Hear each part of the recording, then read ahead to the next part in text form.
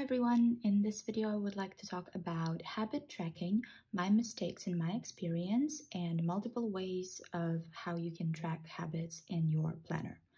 I would like to mention that I'm very inspired right now because I'm in the middle of Atomic Habits. I can't believe I didn't read this book before. I believe it's one of the best self-help books ever written, together with probably Mindset by Carol Dweck. And I definitely will make a separate video on what I've learned from this book and how I'm building my step-by-step strategy to better habits, to better routines.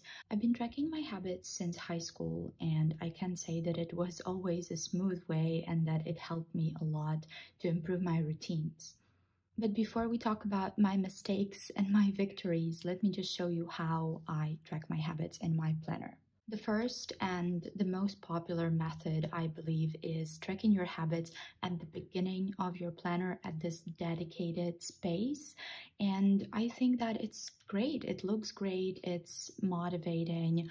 In the common planner that I'm using, you can have a look at your monthly goals, your quarterly goals, and align the habits that you want to track with them.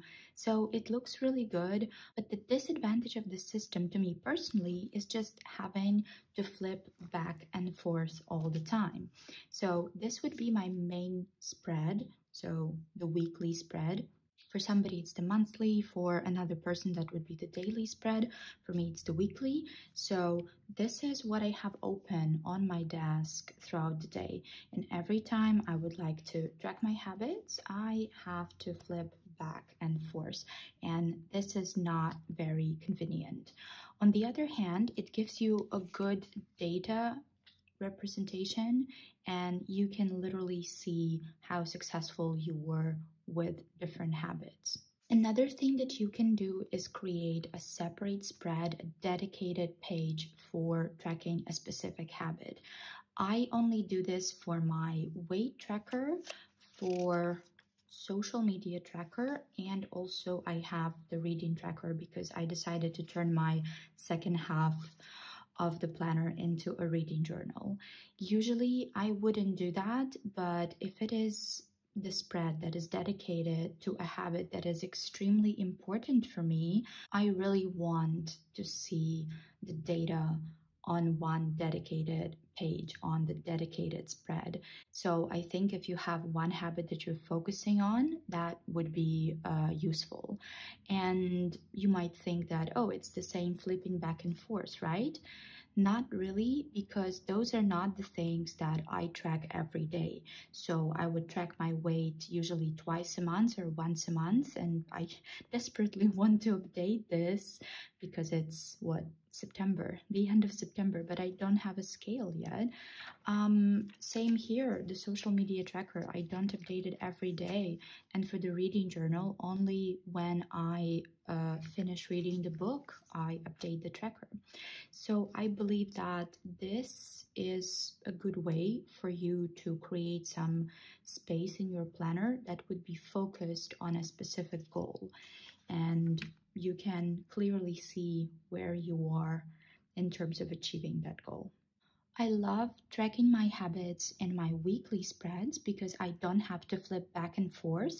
I still move this data to the beginning of my planner, but I really like to see where I'm at every single day. So this would be one of the examples. I have the list of habits here, and if I meditate, then I put the little dot at the beginning. If I have limited screen time, I think that was my goal, I put the second dot. So if I do not fulfill this requirement, this objective, I use a cross. I've simplified this a little bit, and I started using the ladders. So this would be a good example. I have the same goals, Vipassana Instagram, studying food and exercises, the same things that I would like to track daily. So V stands for Vipassana meditation, I stands for Instagram, and so on. As you can see, I've been doing it for quite a while, And now when I remember what habits I'm tracking, I don't even have to write the list. So I just use the letters. M is for meditation, R is for reading, P is for Pilates, S is for skincare, and journaling is J. I think this is a very convenient way to track your habits because it literally only takes one line of your vertical weekly spread. If you're using horizontal weeklies, I think you can do something similar. So this was my attempt to experiment and use horizontal layout for a while. I had a separate habit tracker here, but what I used to do in my Hoponichi weeks, I used to put my letters here. So if I meditated, I would put yeah, then I would put R for reading, J for journaling, and so on. So I would use this space. Another thing that I do from time to time is the dedicated sticker, dedicated space at the bottom of the page. Usually it's on my weekly spread and it's somewhere around Saturday and Sunday because I don't have much going on. So here you see quite a few stickers. This week I'm using this one sticker. So if you are buying any sticker books for planning, something like this would do. Or in the sticker book I have both horizontal trackers and then these little square ones that fit really well. So I think that this is a good way to track your habits if you don't want to spoil the top, and maybe if you just want all of this data, everything being together. So I think for me right now, I'm experimenting. Also, I like how it looks aesthetically. I might be back to, you see, at some point I even wrote the words because this was when I was tracking my routine with a lot of effort. Like I was putting a lot of effort into doing that. But I'm thinking about coming back to this system, but this also works pretty well for me because I can clearly see all the habits. I don't have to write letters or write all the habits on the top. So I think this is just less time consuming. Another thing that I do from time to time, if I have a very important habit to track and I'm not doing well, what I'm doing is I'm putting a sticker, usually it's something like this, like a sticky note, on the cover of my planner. So this is the first thing that I see. So for example, when I moved into Brussels, which happened, like a little more than a month ago, I had to check for the apartments, for the rooms every single day. So I would make sure that I check 3 websites throughout the day at different times of the day. So here I would put Monday, Tuesday, Wednesday. And here I would put the names of the website. So it was 1, 2, and 3. I don't remember the names anymore, but I would also have the specific time. So I know that it's better to check Facebook groups maybe during the lunchtime. It's better to check the student website in the evening. So I would also put the time here when I'm supposed to check it. And then this is the first thing that I see when I look at my planner. I don't even have to open anything. So when it's done, I would just put little ticks. I think this is a good way for you to track something extremely important. And in general, I like using sticky notes like that. It's not sticking really well, so you would have to press it and keep it there for a while. But I quite often use the sticky notes, so I have a few at the back of my planner at all times.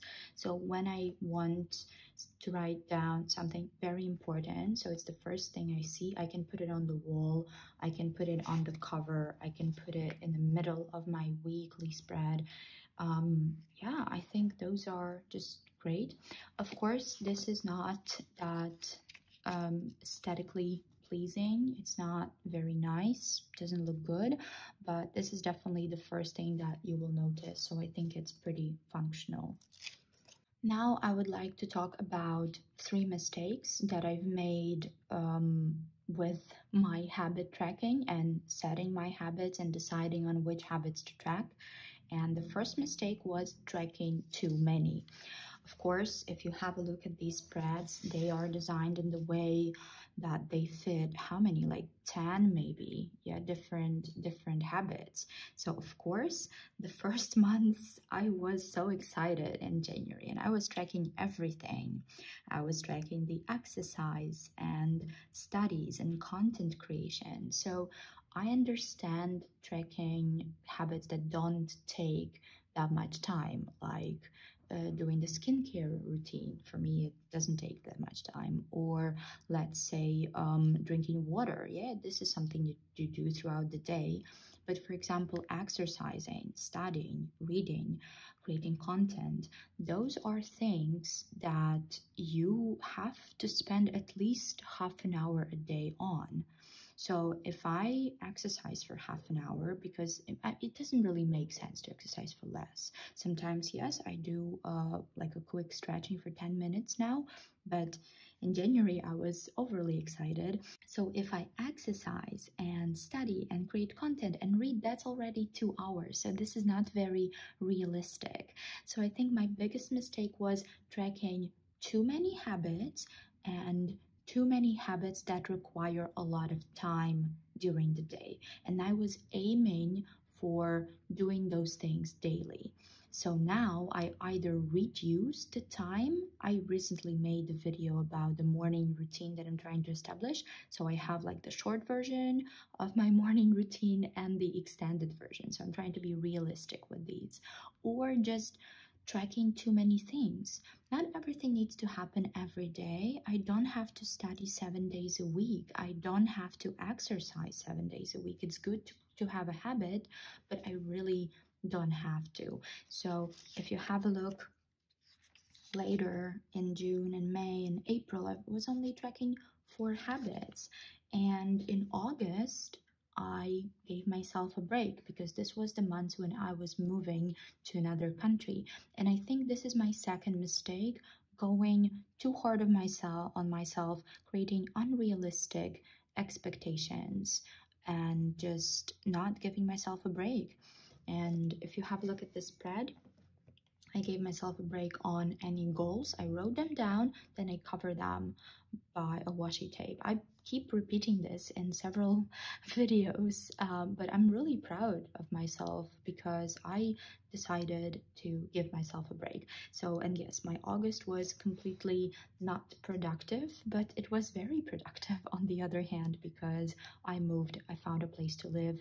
I almost finished all of my document processes. So yeah, for my third mistake, I need to flip back to the routine spread, and I have a video about this. I feel like this is not exactly what I do right now anymore because this book has changed a lot for me and I still haven't finished it. But I think my third mistake that I have been making for many years, is not grouping your habits, not creating the specific routine, and not laying all of your ideas about your habits, your routines on the spread.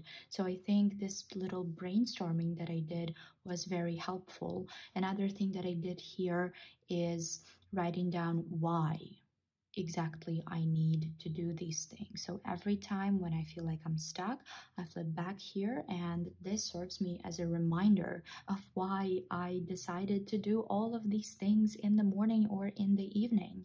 So I think just mindlessly tracking your exercise or mindlessly tracking reading without having clear understanding when you're going to do it, how you're going to do it, and why you're going to do it, I don't think it's very productive for me. It might be working for people who are great with time management, who are not overwhelmed by multiple things that are going on in their life, and maybe they already have a clear picture in their head. But I'm not that person, unfortunately.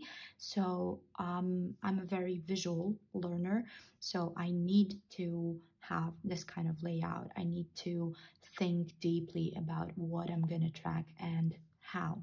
That's it for the video. Thank you so much for watching. I hope you enjoyed it, and I hope that you can also share some of your experiences, some of your advice on tracking your habits in the comments, especially if you have read this and you have any ideas, or if you haven't read this book and you have questions, because I will definitely be making a video about it. So yeah, I'm looking forward to reading your comments, and I hope you guys have an amazing day.